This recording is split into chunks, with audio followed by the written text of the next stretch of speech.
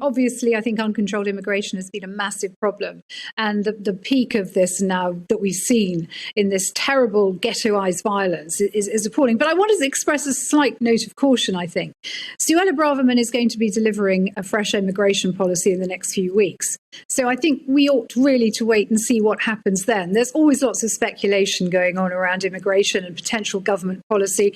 I think very often, too, Downing Street's been known in the past just to float an idea out there to see how it's received by the public. So I personally would prefer to wait to see what Suella Braverman has got to say about immigration when she actually delivers that policy. But let's be honest about this. You know, immigration's always one of the top 3 issues for voters in this country, particularly for Conservative voters. I think Liz Truss so far is doing a very good job. We had Kwasi Kwarteng's mini budget on Friday, which has some very solid, old-fashioned, if you like, Conservative policies. I think that's won a lot of kudos among Conservative voters. If there's any hint that immigration is going to be allowed to get worse, and that's how it will be seen, however they want to spin it. If the numbers are going to go up, then I'm afraid the Conservative Party membership is not going to like that. And the Parliamentary Party is going to be on a very sticky wicket come the next election. Narinder Kaur, you are obviously, well, you lived in Leicester for, I think, 15 years. Surely you look at what's happening in your city and think, hang on a moment, this uncontrolled immigration is not working. No, I think the total opposite. As an Asian woman that's lived in Leicester for 15 years, this violence that happened a few weeks ago is not representative at all of what's going on in Leicester, of how multiculturalism does work, and we do live in harmony and we do live nicely together. There's so many points here, I don't even know where to start. The fact is, with the other 2 panelists, with Maya and Susanna, we have a labour shortage. How do you propose we will fulfil these jobs?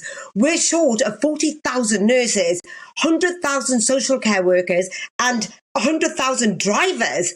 How do you propose we will fulfil these jobs? Because people in this country aren't taking these jobs. Well, Maya, you had a plan for that, didn't you? Yeah, I mean, okay, this is the problem. We kept putting a plaster on it for years and years. Since the 90s, we kept doing this mistake. We didn't really deal with it. So we said, okay, we need more, nurses, doctors, or whatever you want. And we say, okay, instead of actually trying to sort out the problem long term, let's get economic migrants. And I have no problem with that. It's a good plaster. And every country does it. But we kept doing that, but we didn't do anything long term. I mean, of course, I agree that even for now, short term, certain sectors get the economic migrants, but that's just brown exploitation. You're exploiting brown people for a short-term solution. And you're saying it's a plaster.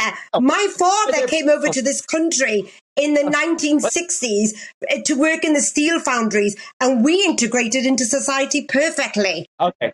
I couldn't even speak English until I was 6 years old. To respond to that point, so Narinder says it's brown exploitation, Maya.